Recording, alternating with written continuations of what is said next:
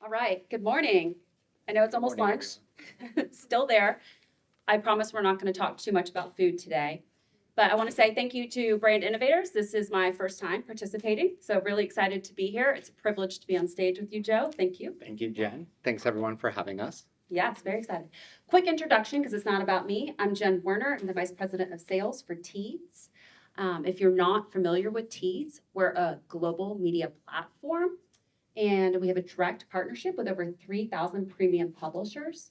We provide full funnel solutions, omni-channel, and we really pride ourselves on quality premium inventory, driving attention, driving engagement, performance, and really just better business outcomes for your brands. And we do that in a slow scroll environment. So with that, it's not about me, like I said, it's about you. So quick introduction on your end. Hi everyone, I'm Joe Freed. I'm the VP of Biddable Media at Inspire Brands. I joined Inspire in August of last year, coming from the media agency side and moving from New York to help build out an in-house biddable operation at Inspire for our 6 brands across search, social, and programmatic. Great. So a little bit of an icebreaker question here. A mother of multiple children. I know this is not a really fun game to play, but who's your favorite?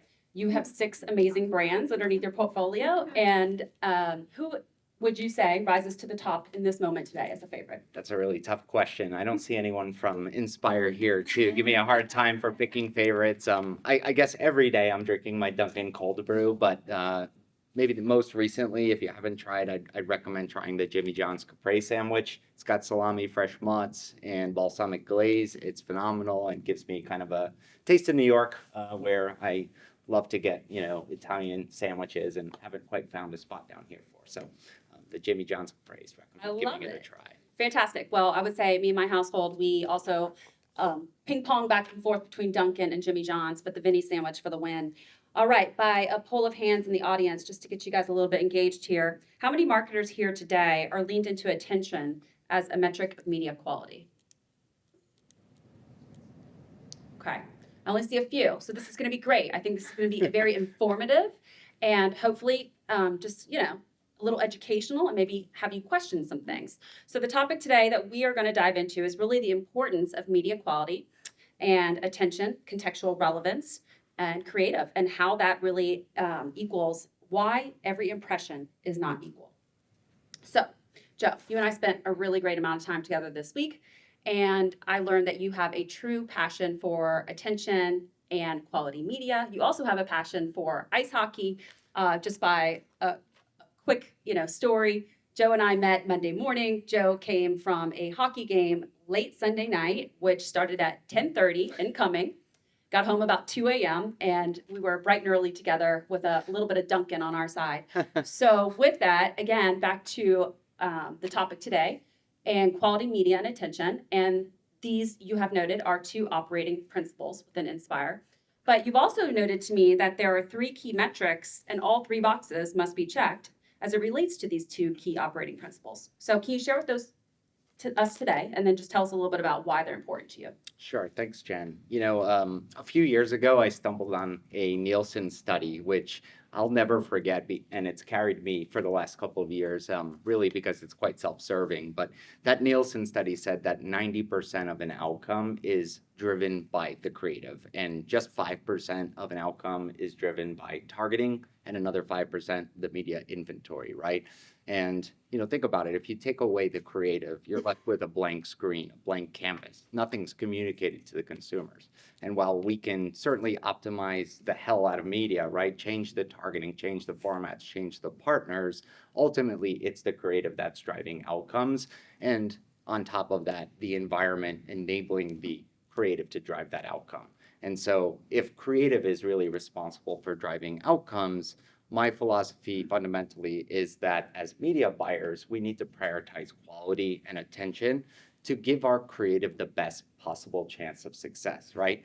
And so we have 2 key sets of metrics that we leverage to ensure we're giving that creative the best possible chance of making an impact. And the first is what we call our 3 key metrics. And we call them our 3 key metrics because driving an outcome is contingent on achieving a positive check in the 3 boxes you mentioned against being viewable. So is an ad seen or not? By definition from the IAB and using third-party measurement to track that. 2, is it seen by a human or is it a fraudulent impression? And 3, is it a brand safe impression? If an ad isn't seen by a human, certainly it can't actually make an impact, right? And then even worse, right? If you deliver an ad in a non-brand safe or an unsavory environment, it's likely to drive a negative outcome, right? So by prioritizing quality and attention metrics, we're able to give our creative the best chance of success. So our first set of metrics we call VVB, or our 3 key metrics, making sure our ads are valid, viewable, and brand safe. And then our second set of metrics is what we call our impact and attention metrics. And those metrics are things like the amount of time in view or the exposure time, whether or not the sound was on when the video was playing, things like screen size or screen real estate and the size of our video players. And we believe that by increasing the amount of attention and time spent and the format quality of our ads, we're giving our creative a greater chance of making an impact. So while driving an impact is contingent on being valid, viewable, and brand safe, we believe that we give our creative a greater chance of success by increasing the time spent with it. And so we optimize against those 2 sets of metrics for Inspire to try and make sure we're giving our creative the best chance to make an impact. Now, I always stop short of saying we're guaranteeing an impact by guaranteeing attention, because of course the creative's gonna carry the message forward and convince the consumer to shift that intent. But it's all about giving the creative the chance to do that, and we do that by prioritizing quality and attention metrics. Great, thank you. Let's drill down a little bit. You referenced the phrase, quantity does not always equal quality, or cheap reach does not always mean viewable. What is your approach to balancing quality media with quality reach? Yeah, great point. I think like everything else, the idea of you pay for what you get certainly applies in media. And I think, as buyers, as media buyers, right, we've kind of gone down this rabbit hole for the last 10, 15 years of getting obsessed with audience first approaches and third and first party data, which, is obviously very, very powerful, but we've kind of thrown to side the age-old principles of contextual relevance and quality placements and premium publishers like Teads has. And with that, kind of satisfied procurement and been able to share, these humongous reach numbers that are reported from ad servers with our MMM models, and ultimately seeing that, we're getting more impressions, we're getting more reach, we must be getting more impact, right? And that's really not necessarily the case. And in fact, ad servers, when they report reach, when they report impressions, don't actually dedupe for unseen impressions, right? But if an impression isn't seen, it can't make an impact. It's not real reach. So are those really the right things to be focusing on? I don't think so. And so, we need to prioritize, attention and quality when evaluating our media and move beyond the CPM for making decisions on what that is, because not every impression is equal, right? So an impression that's seen versus something that's not seen shouldn't have the same value. A video view that lasts 1 second versus a video view that lasts 30 seconds shouldn't have the same value. Unfortunately, CPM doesn't deliver that insight into the quality and attention you're going to get from the placement. And so we're moving beyond CPMs when evaluating things like display impressions and video impressions to factor in quality and attention. One of those things is VCPM, or viewable CPM, which removes impressions that aren't actually seen by the IAB definition of what a viewable impression is from the denominator of your CPM calculation. And by replacing that with your regular impressions with impressions that were actually seen, you have a much better gauge of the true cost of reach, or cost per 1,000 impressions. At the same time, for video, right? Like I said, 1 second of video view time isn't the same as 30 seconds of video view time. So why would you use CPM, which is just saying the price of an impression, to evaluate that? you can move to something like cost per completed view, which is a better directional metric at evaluating the quality of a video placement because it's stabilizing the cost of a completed view. But even that could be misleading because not all video views are equal. You may have videos playing to completion with sound off, or you may have videos playing to completion below the fold, right? On the open web, a lot of video players in different places. You could scroll past and they keep playing. So perhaps an even better metric to evaluate would be visible on complete, meaning was the video player on screen when the video was completed? Or if you're focused on having sound on, you could look at AVOC or audible visible on complete, and that metric will let you know whether or not your impression was in view, meaning on screen, and with sound on at the moment of completion. And so something like a cost per VOC or cost per AVOC, I think is the best possible metric to evaluate video versus a CPM, which is really not giving you any information about the time spent and the attention that that unit will deliver. Great, thank you. It wasn't directly called out just now, but when we spoke, something that was important topic of our conversation was social. We were speaking and referencing the 1 second view time.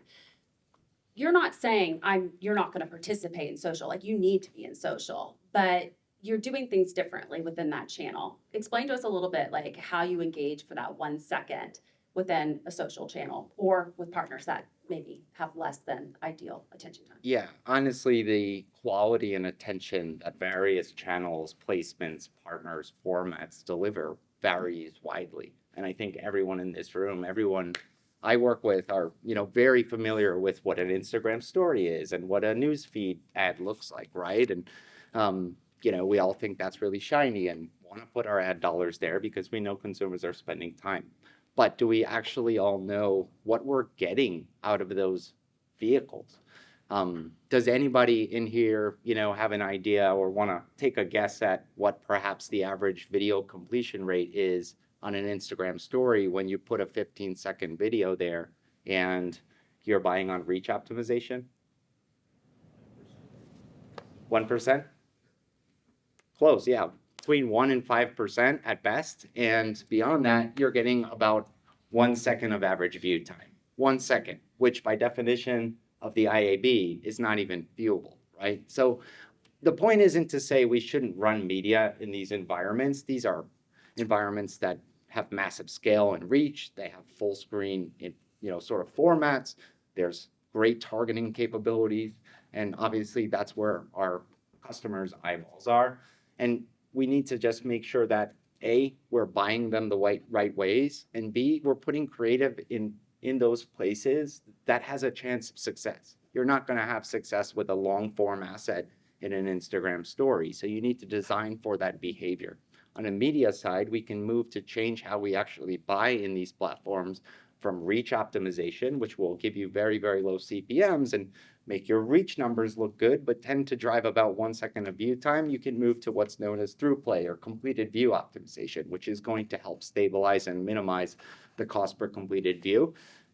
And you won't pay for skipped views. You're still going to get a ton of skipped views though. And so it's so important that you also make sure your creative is designed to maximize the value of those skipped views. So if you're going to get 6 seconds of average view time and you're only paying for completes on a 15, well, you should try to make sure that your message is coming across within the first 6 seconds so that you're going to maximize the value of that media. So it's really about making sure you're buying things the right way and thinking about creative the right way and designing both of those tactics and strategies to maximize the output of what the media will deliver. Great. You can obviously hear that he has a true passion for this, and education is a big part of that. Not only here today, but also internally at Inspire. You have a strong agency background. You've also had to do a lot of education on this topic. In Q4, you actually hosted a workshop at Inspire. Tell us a little bit about that. Give us the title. Tell us a little bit about like some of the, bullet points and what drove the education and success of that workshop. Yeah, I think it's really important to help educate folks of various backgrounds and stakeholders at Inspire, at our agencies, at our creative agencies about these principles of media quality and attention because, I think for the untrained eye, they're very hard to understand. And so I like to host these media quality attention and what I call brand stewardship workshops and bring folks together about once a year to help them understand these principles and show them what a viewable impression is, explain to them, why attention matters. And one of the things I've found success in convincing folks that we need to move beyond the CPM is by introducing these metrics through some fun games and briefs. So I'll create what I call pick a media game or mystery media game and throw up a brief on the screen where for example, viewable CPM, which I talked about earlier, looking beyond the CPM to value what a real impression is worth.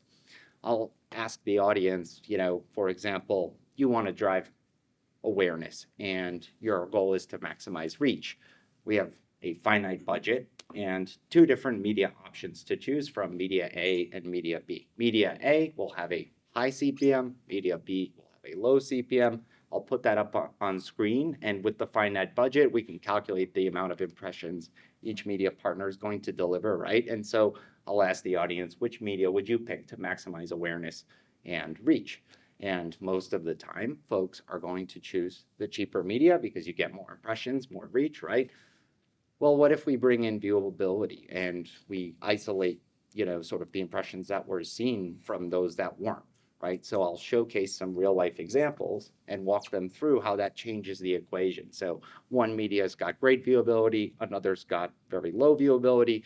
We can then calculate the number of impressions that were actually seen, right? And impressions not seen are worthless. So we can then come to our final metric there, which is VCPM. And we see that actually the more expensive media had more impressions seen and therefore actually a lower CPM or VCPM. And so the more efficient media is actually the more expensive CPM media.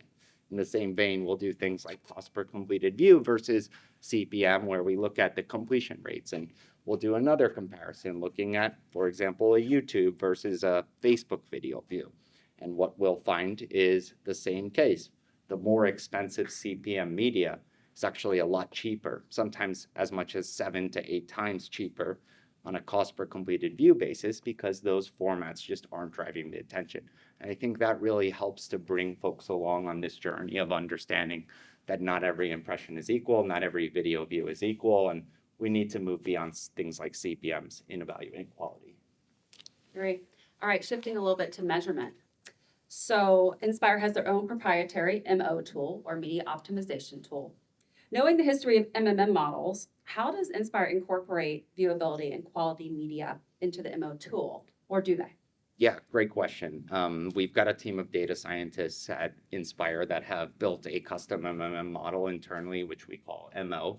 Now, I know that a lot of MMMs kind of get knocked for focusing too much on pure impressions, right? And so as buyers, we could potentially game those models by finding the lowest possible CPM and maximizing impressions, but having looked through the data, right, I know that's going to kill the brand. And on a positive note for us at Inspire, we're factoring not just efficiency, but also effectiveness into this model. And so we're feeding it data like foot traffic results, store sales, and app orders alongside the media performance. And ultimately, it's taking that into account when evaluating the ROAS and allows us to more effectively compare ROAS across vehicles. And we do find in the proof in the data, one of our most efficient and effective vehicles is actually premium OTT, or your linear FEPs that run on things like Hulu and those premium linear networks in digital environments. And those tend to have extremely high CPMs, $30, $40 CPMs even.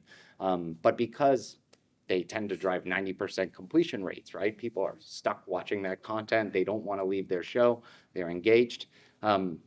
The message is coming across in a much more effective way than some of the other vehicles that we run on. And that comes back through the data, which gives us confidence. It's not too focused on CPM or impression volume alone, and it's factoring in the true effectiveness of what the media campaign and creative is delivering. All right, the big statement, not every impression is equal.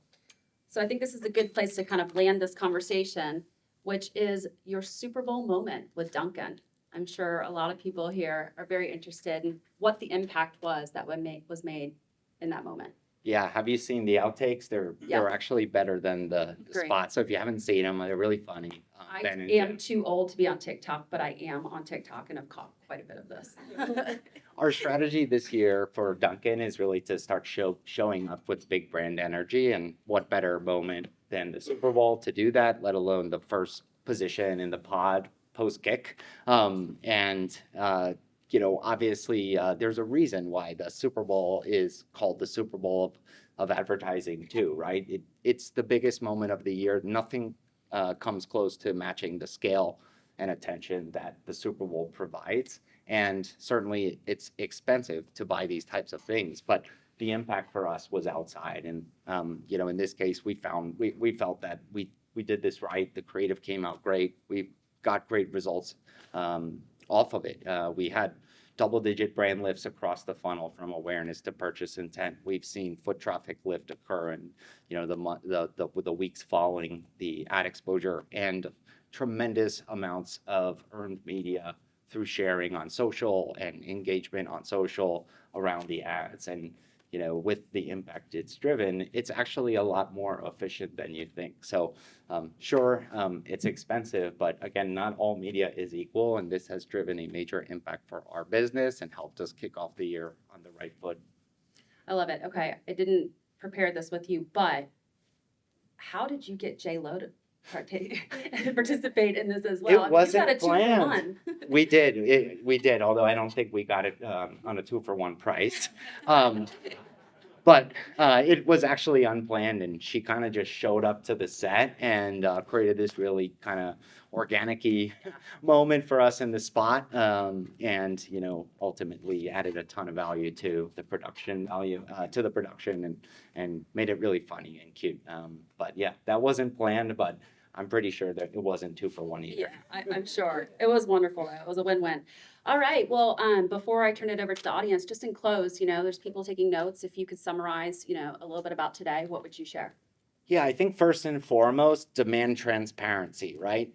Transparency on price, transparency on the environments you're running in, and transparency on performance. Whether you're working with an agency or your in-house teams or working with partners directly, ask them for transparency. Don't do anything that's not transparent. You don't know what you don't know. And I'd encourage y'all to get involved and get into the data. Start to look at what's actually happening. Make sure your agency partners are keeping a very close eye on what's happening. I've spent a lot of time personally drilling into domain level reports and app level reports where my media buy are running, and perhaps too much time. I've infected my computer at work multiple times as a result of visiting inventory that I thought was safe or high quality that turned out to be not so high quality. So you don't know what you don't know. So demand transparency. Second, incorporate media quality and attention into your framework. Move beyond the CPM, because not all impressions are equal. By doing so, you're going to give the creative a better chance of success. And you'll find that in many cases, the inverse from an efficiency standpoint. What looks expensive on a CPM basis is likely more efficient on an outcomes basis. And I think finally, don't forget about the creative, right? Not all media can deliver 30 seconds of view time or sound on in those environments. Adapt your creative to match the environment that it's delivering in. And by pairing that with optimization and planning focused on quality and attention, with creative that is designed for the platform it's going to deliver in, you're giving yourself the best possible chance of success. Great, thank you. Any questions? Oh, great. It's funny that you ended that on the emphasis on creative. How much testing do you guys do with creative with messaging and content? Yeah, that's a great question. I was actually going to touch a little more on creative, so I'm glad you kind of prompted that. So important to have the right creative. There's one of the things I like to say is make sure your creative is designed for platform or fit for platform and fit for purpose, right? It could be fit for purpose in that it's answering the questions or delivering on the objective of what your campaign is trying to deliver. So if you're trying to drive a lift in recall of your product, right, you've got to make sure the creative's showing the product and talking about the product and not just a celebrity. At the same time, though, if that message doesn't come across in the first 5 seconds on a social video view, there's no chance people are going to see it.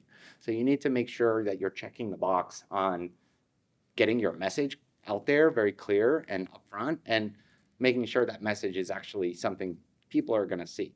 And so creative effectiveness is a huge pillar for us this year. We're very focused on ensuring 100% of the assets we deploy in campaigns are designed for platform. And I'm encouraging my buying team to reject running assets that aren't, because we are essentially putting, lighting money on fire by doing so if the message isn't going to be seen or heard. Just one question, yep. When you're taking a look at creative, you mentioned that it's adapting it to the environment it's in. So for social, for example, if you have 6 seconds, are you thinking about, is that when you're grabbing attention with a promotional offer versus growing your loyalty app segments? Like, are you thinking about that as well? Like, driving that? Yeah, I mean, I think there's kind of 2 sets of principles that we look at. One is what we call like our golden rules, and that's focused on what I like to call second zero or moment zero. The game and fight for attention in social is so aggressive, right? You really need to be upfront with that branding, get your logo, get your call to action up front, so that not only does it capture their attention, they're getting that message before you lose their attention. The second is, just adhering to best practices for those platforms. I think, one of the earlier talks about influencer creative and content on places like TikTok, it's probably proven by everyone in this room that having more organic style assets in these types of environments is likely to keep people's attention more than trying to force a TV spot into these environments. So making sure you're delivering creative that is tailored for what consumers want to see in those places is going to help maintain their attention. Awesome. All right, I think we're getting shuffled off the stage. I think we gotta go.